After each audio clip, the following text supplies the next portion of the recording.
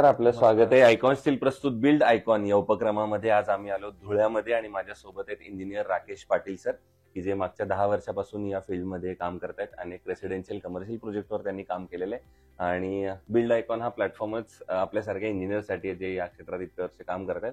आणि या चर्चेतून काहीतरी सकारात्मक गोष्टी निघतील ज्या येणाऱ्या भविष्यातील तरुणांना मार्गदर्शक ठरतील, यासाठी हा बिल्ड आयकॉन प्लॅटफॉर्म आहे.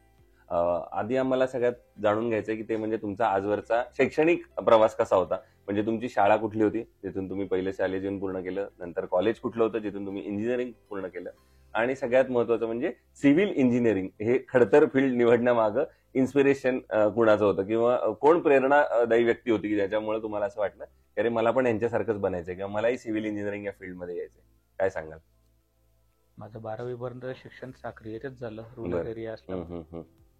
नंतर डिप्लोमा वडील सांगायचे कॉम्प्युटर कर, मी सांगायचो सिव्हिल करणार. अच्छा. शेवटी वडिलांनी सांगितलं की कॉम्प्युटरच करावं लागेल. मग मी 2009 मध्ये कॉम्प्युटर पास झालो बर. डिप्लोमा. अच्छा. मग मी 2-3 वर्ष रिलॅक्स राहिलो. अच्छा. वडील म्हणजे तुला जे पटेल ते कर. बर. मग मी परत डिग्रीला ऍडमिशन घेतलं आणि बीई सिव्हिल कम्प्लीट केलं अच्छा. आणि कंटिन्यू याच फील्डमध्ये मी वर्किंग करतोय आता. बरोबर. पण म्हणजे वडिलांनी सांगितलं जरी कॉम्प्युटरमध्ये कर करिअर आणि तुम्हाला ते करायचं नव्हतं, तर मग ती सिव्हिलची आवड, कारण मी म्हटलं तसं कॉम्प्युटर हे फील्ड असं आहे की जिथं तुम्हाला चांगल्या एसी ऑफिसमध्ये बसून काम करायचं होतं, आणि इथं तर असं आहे की जिथं तुम्हाला साईटवर आणि लेबर आणि खडी वाळू वीट सिमेंट अशा ह्याच्यात काम करायचंय. तर हे अवघड फील्ड निवडण्यामागची मग प्रेरणा कुणाची होती? सर, आपला स्वभावच नव्हता की आपण एक जागेवर बसून काम करू शकतो. बरोबर आहे. म्हणून ही सिव्हिल अशी फील्ड आहे की आपण कुठेही जाऊ शकतो. बरोबर. सिव्हिल म्हणजे असं नाही की बिल्डिंग बांधतोय आणि आपल्या या फील्डमुळे सगळ्या ज्या इच्छा आहेत त्या पूर्ण होतात. कारण बरं. असं आहे की आपल्याला फिरायलाही जाता येतं, हो.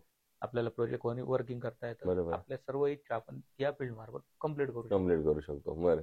त्यामुळे तुम्हाला असं वाटलं या फील्डमध्ये यावं. हो. बरोबर. चलो, आता मग सिव्हिल इंजिनिअरिंग वाल्या फील्डचीच आपण काही गप्पा मारूया. त्यातला पहिला प्रश्न म्हणजे असा आहे की हे फील्ड क्रिएटिव्ह आहे. तुम्ही म्हटलं तसं की नवीन नवीन लोकांना तुम्ही भेटता, त्यांचे काहीतरी प्लॅन समजून घेता आणि त्यानुसार तुम्ही त्यांना सोल्युशन देता. तर मग हे सगळं करताना आता या सगळ्या टेक्नॉलॉजी फार बदलली. पूर्वी तुम्ही हाताने वगैरे ड्रॉइंग करत होते, आता सॉफ्टवेअर्स आलेत वेगवेगळे. तर धुळ्यासारख्या ठिकाणी तुम्हाला या टेक्नॉलॉजीचं कितपत मदत होते किंवा तुम्ही मदत घेता काम करताना? बघा, पूर्वी हाताने ड्रॉइंग करत होतो, पण काय झालं की आता जसं जसं कॉम्पिटिशन वाढतंय तसं वेळ कमी होत चाललाय. बरोबर.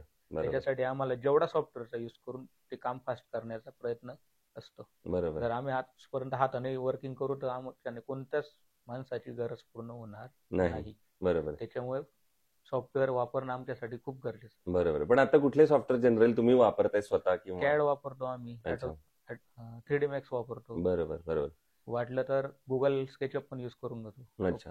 पण मग हे सगळे सॉफ्टवेअर तुम्ही शिकला त्याच्यानंतर तुमच्या इंजिनिअरिंग नंतर, का तुम्ही थर्ड पार्टीकडनं करून घेताय ते सध्या? नाही, इंजिनिअरिंग नंतर AutoCAD शिकावं लागेल, कारण की प्लॅनिंग तर आपल्यालाच द्यायची आहे. बरोबर. आपण बरोबर.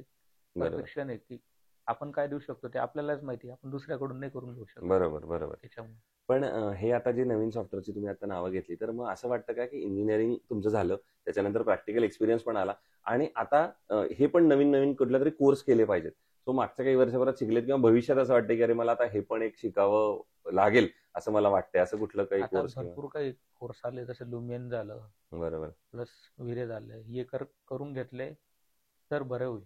बरोबर. जसे जसे कॉम्पिटिशन वाढेल तसं तसं आम्हाला त्याच्या मॅच होणं गरजेचं आहे. बरोबर आहे. सो इकडे एकीकडे टेक्नॉलॉजी वाढतीये, नवीन नवीन तुम्ही सॉफ्टवेअर सांगितलं, हे सगळं असताना जिथं पुन्हा बेसिककडे आलं तर अनस्किल्ड लेबर हे पर्सेंटेज कायम आहे, आणि त्यांच्याशिवाय तुम्ही इंडस्ट्रीत पुढेच जाऊ शकणार नाही. तर अनस्किल्ड लेबर कडून काम करून घेणं हे कितपत धोकादायक आहे असं तुम्हाला वाटतं? त्यांना जर आपण समजावून सांगितलं ना तर ते परफेक्ट काम करतातच. बरोबर. सगळ्यात पहिले मस्त आहे की त्यांना तो कागद समजावून देणं गरजेचं आहे. बरोबर. मग ते कसं तुम्ही देता, किंवा कधी असं जी माय बोली त्यांच्या भाषेत बोलावं लागतं, जसं की आयराणी या पट्ट्यात चालते, आम्हाला आयराणीमध्येच काम समजावं लागतं. बरोबर. असं नाही की आपण त्यांना आपल्या भाषेत नाही समजू शकत काही. बरोबर. त्याच्यामुळे दुसरं कुठल्याही फील्डमध्ये जावा, प्लॅन तर आधी महत्वाचा असतो, कारण प्लॅनिंग केल्याशिवाय तुम्ही पुढे नाही जाऊ शकणार. कन्स्ट्रक्शन मध्ये प्लॅनचं एक वेगळं महत्व आहे, कारण त्या प्लॅनवर सगळं पुढचं कन्स्ट्रक्शन अवलंबून असतं. पण रेसिडेन्शियल वगैरे प्रोजेक्टमध्ये काम करताना अनेकदा क्लायंट चेंजेस सांगत असतो प्लॅन केल्यानंतर पण. तर मग त्या प्लॅन स्टेजचं तुम्ही महत्व कसं सांगाल, आणि कसं तुम्ही त्या प्लॅनवर आधी काम करता? कधी कधी क्लायंटच्या हिशोबाने पण आपल्याला चेंजेस करूनच घ्यावे लागतात. बरोबर. आपण प्रत्येक वेळेस प्लस सांगू नाही शकत. बरोबर. आपल्याला माहिती की आपण चांगलंच देणार आहे, उत्तम देणार आहे, हम्म. पण क्लायंट म्हणतं की नको आम्हाला चालून जाईल, तर आपल्याला तसं काही गोष्टी चेंजेस करून घ्यावेच लागतात. बरोबर. असा इश्यू. मग थोडं ते बजेट मध्ये बसवण्यासाठी असेल किंवा अशा अनेक ठिकाणी थोडी ऍडजस्टमेंट येते. तर मग ते बजेट आणि क्वालिटी मग कसं कॉम्प्रोमाइज करता? कारण तुम्ही बंगलोरचं वगैरे पण काम केलेलं आहे रेसिडेन्शियल मध्ये, तर मग ते कसं दोन्ही साधता मेळ त्या दोन्हीचा?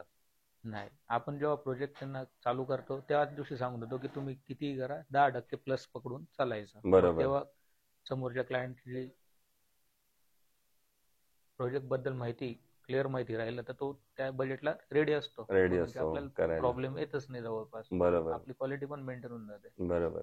मग हे झालं क्वालिटीचं. मग असंच मला सांगा की क्वालिटी कन्स्ट्रक्शन करताना तुम्ही काय अजून चेक घेता किंवा जनरली ठेवता की अरे हे जर केलं मी तर हे क्वालिटी काम होऊ शकेल, किंवा प्रोजेक्ट चालू असताना तुम्ही काय काळजी घेता, कुठं कॉम्प्रोमाइज करत नाही, असे मला 3-4 पॉईंट सांगू शकाल का की हे पॉईंट आहेत की ज्याच्यात मी कधीच कॉम्प्रोमाइज करत नाही? स्टील डिटेल्स मधलं जेवढं स्टील आहे ते प्रॉपर पाहिजे, बरोबर. तिथं आपण कॉम्प्रोमाइज करत नाही. झालं तुमचं ऍग्रिगेटची जी साईज आहे ती प्रॉपर पाहिजे. बरोबर. सिमेंटला तर ग्रेड आहेतच. हो. तसं आपण त्या कस्टमर कडूनच लिहून घेतो की तुम्हाला कोणता हवं आहे सिमेंट. बरोबर. प्लस आता तर स्टील डिटेलचा विषय आला तर आज पण डिझाईन आम्ही 415 ने करतोय. तुम्ही स्टील 550 ग्रेडचं उतरवलंय मार्केटला. हो हो. त्याच्यामुळे आम्हाला अशी अडचण येत नाही का इथं लोड कमी पडेल, हे लोड टाकताना आपल्याला काही अडचण येईल. बरोबर बरोबर. हे फील्ड फार वास्ट आहे. म्हणजे आता तुम्ही सांगितलं तसं नुसतं रेसिडेन्शियल हा एक त्यातला भाग आहे. कमर्शियल प्रोजेक्ट आहेत, इंडस्ट्रियल प्रोजेक्ट आहेत, रोड्स, ब्रिजेस, खूप काम आहे याच्यात. तर येणाऱ्या 15-20 वर्षात तुम्हाला काय भवितव्य वाटतं या फील्डचं? पुढं किती स्कोप दिसतो तुम्हाला? अगदी धुळ्यासारख्या ठिकाणी सुद्धा असेल जर तुम्हाला वाटतंय, तर काय तुम्हाला स्कोप दिसतो पुढं? किती काम असू शकतं या फील्डमध्ये येणाऱ्या काळात? सर, ही फील्ड अशी नाही तर काम कधीच संपू शकत नाही. बरं. कारण की तुम्हाला ड्रेनेज पासून सुरुवात होते. पाईपलाईन जरी असेल तर ते तर चेंबरची सुरुवात असते. बरोबर. कुठे काय असेल ना या फील्डला काम कधी बंद होणार नाही. बरोबर. आता तुम्ही ही फील्डचा विषय असा आहे, जिथं घर जाईल तिथं तुम्हाला इलेक्ट्रिक आणावं लागेल, म्हणून एमएससीबीची लाईट पण तिथपर्यंत प्रोव्हाइड होईलच. बरोबर. बरोबर. म्हणजे या फील्डमुळे तुम्ही असं समजा की एक घर बनवण्यामागे एक आर्किटेक्ट, एक मिस्त्री नसतो तर 40,000 ते 50,000 लोकांनी ते घर मिळून बनवलेलं असतं. क्या बात आहे. खरंय. बरोबर. कारण की तिकडं तुमचं स्टील कंपनी मधलं लेबर झालं, हो. इकडे सिमेंट कंपनीचं लेबर labor आहे. झालं, इकडे ऍग्रिगेट आणि साईटवर काम करणारा लेबर झालं. अशी भरपूर काही लोक आहे की ते मिळून हे घर बनवत असतात. बरोबर बरोबर. मग या क्षेत्रात आता जे इंजिनियर्स येतात त्यांना काय तुम्ही सल्ला द्याल? या क्षेत्रात येण्यापूर्वी एक गोष्ट अशी आहे की जी तुम्ही घेऊन या क्षेत्रात खूप चांगल्या संधी आहेत, तर ती एक गोष्ट काय असेल? येणार तर क्वालिटी घेऊन या, पटकन पैसे कमवण्याच्या नादात कोणाचं स्वप्न खराब नका. खरंय खरंय. बरोबर आहे. पण मग त्याच्यासाठी काय काळजी घेतली पाहिजे असं? तुम्ही जर म्हणलात कोणाचं स्वप्न, कारण आयुष्याची पुंजी एखादा मध्यमवर्गीय माणूस लावत असतो आणि ती तुमच्या हातात सोपवत असतो, त्यानं जे कष्टानं पैसे मिळवलेले असतात ते. तर मग अशा वेळेला त्या तरुण इंजिनियरने काय काळजी घेतली पाहिजे जर आपण अशा प्रकारचं काम करतोय तर? तेव्हा क्लायंट कडून आपण फीस घेत असतो. त्या बरोबर. फीस व्यतिरिक्त आपण त्याचे चहाचे पण बांधलेले नाहीत. बरोबर. म्हणून त्यांनी जेवढी आपल्याला फीस दिली त्याची चीज हो हे आपलं काम आहे. म्हणून बरोबर. आपण त्यांचं काम 100% चांगलंच केलं पाहिजे. बरोबर आहे. दुसरा, आजवरच्या प्रोजेक्टमध्ये तुम्हाला आयकॉनिक प्रोजेक्ट असा एखादा आठवतोय का किंवा वाटतोय का की या प्रोजेक्टवर काम करताना मला आनंद मिळाला, अभिमान वाटला किंवा समाधान वाटलं की काहीतरी मी वेगळं केलं या प्रोजेक्टमध्ये? सर, मोठे प्रोजेक्ट पेक्षा लहान प्रोजेक्ट पूर्ण करण्यामध्ये मला आनंद झाला, कारण की ते लोकांचे स्वप्न पूर्ण झाले असताना ते आनंदाने सांगत असतात. बरोबर बरोबर. रिसेंटली त्यांच्याकडे लोक येतात ना, ते विचारतात, मग तेव्हा सांगतात की एवढ्याच कमी जागेत तुम्ही कसं काय बनवलं. हा आनंद सगळ्यात मोठा आहे. मोठ्या प्रोजेक्ट पेक्षा लहान प्रोजेक्ट मध्ये आनंददायक जातात. बरोबर आहे. आणि ते येऊन भेटतात नंतर, मोठे प्रोजेक्ट वाले भेटत नाही. अच्छा. बरोबर आहे सर. छोट्या प्रोजेक्ट मधले लोक येऊन भेटतात परत तुम्हाला, किंवा जे त्यांच्या घरी येत असतील ते लोक पण नाव काढतात की अरे यांनी काम केलंय तुमचं, तर तो एक आनंद वेगळा असतो. दुसरं, कधी प्रोजेक्ट करताना अडचण पण येते, एखाद्या लेबरकडनं पण अडचण येते, त्या दिवशी लेबरच आला नाही, एखादं मशीनच आलं नाही, किंवा काहीतरी काम करताना आपण अडलो, एखाद्या ठिकाणी अडकलो, तर असा एखादा प्रसंग किंवा काही आठवतो का एखाद्या प्रोजेक्टवर झालंय आणि काम लेबर नसलं तर काम थांबतच, बरोबर नाही. मशिनरीमुळे इकडे विषय येत नाही, किंवा असं याच्यामुळे थांबलं, कळलं नाही, अचानक कुठेतरी पाणी लागलं, काहीतरी दुसरं काहीतरी झालं, असं काही इन्सिडेंट्स झालाय ना सर. खड्डे खांदानाच पाणी लागून जातं, त्याच्यामुळे प्रोजेक्ट 8 ते 10 दिवस लेट होतो. पंपिंग करून मशिनरी मधून पाणी बाहेर काढून ते काम पण करावं लागतं. बरोबर. दुसरं स्टील निवडताना तुम्ही काय पॅरामीटर्स जनरली बघता कन्स्ट्रक्शन मधले? जर एखादं चांगलं स्टील निवडायचंय तर ते निवडायचं कसं? किंवा कस्टमरला तुम्ही कसं कन्व्हिन्स करता की हे स्टील चांगलंय, हे स्टील म्हणजे या स्टील मधले क्वालिटीज बघा आणि तुम्ही कुठल्याही कंपनीचं घ्या, पण स्टील घेताना या तरी क्वालिटीज तुम्ही नक्की बघा. सगळ्यात पहिले तर त्या प्रॉडक्टची माहिती, बरोबर. त्या प्रॉडक्टवर कोणत्या कोणत्या रिएक्शन करून त्यांनी काय काय बनवलंय आणि त्याचे ऍडव्हान्टेजेस काय आहे, बरोबर त्याच्यावर आपण हे करतो. बरोबर. आणि आयकॉन स्टील तुम्ही कुठल्या प्रोजेक्टवर वापरलंय का यापूर्वी? 2-3 प्रोजेक्ट झाले. बरं, तर मग कसा होता आयकॉन स्टीलचा अनुभव? त्यांच्या प्रॉडक्ट बरोबर त्यांचे सर्व्हिसेस, त्यांची लोक, त्यांची कॉस्ट, अवेलेबिलिटी, असं काही सांगू Sir, शकाल का?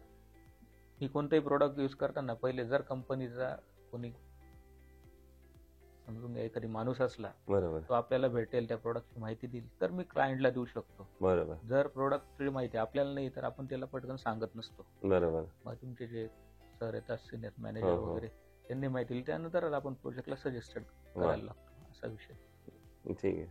सो हे होते इंजिनियर राकेश पाटील सर, आणि त्यांनी सगळ्यात महत्त्वाचं सांगितलं म्हणजे आपण एक सिव्हिल इंजिनियर आहोत मुळात, पण ह्या फील्डमध्ये तुम्हाला सगळ्यात एक वेगळं समाधान आहे काम बरोबर, पैशाबरोबर, ते म्हणजे तुम्ही लोकांची स्वप्न पूर्ण करता आणि वेगवेगळ्या लोकांना भेटण्याची संधी मिळते, वेगवेगळ्या प्रोजेक्टवर काम करण्याची संधी मिळते. त्यामुळे या फील्डमध्ये नक्की या क्षेत्रामध्ये खूप संधी आहेत. तो पुन्हा एकदा आपले आभार की तुम्ही आज बिल्ड आयकॉन या आमच्या प्लॅटफॉर्मवर आलात, आणि येणाऱ्या आगामी काळात असेच तुमच्याकडून उत्तमोत्तम आयकॉनिक प्रोजेक्ट घडावेत, याच माझ्याकडून आणि आयकॉन स्टील दोघांकडून मनपूर्वक शुभेच्छा. थँक्यू. थँक्यू.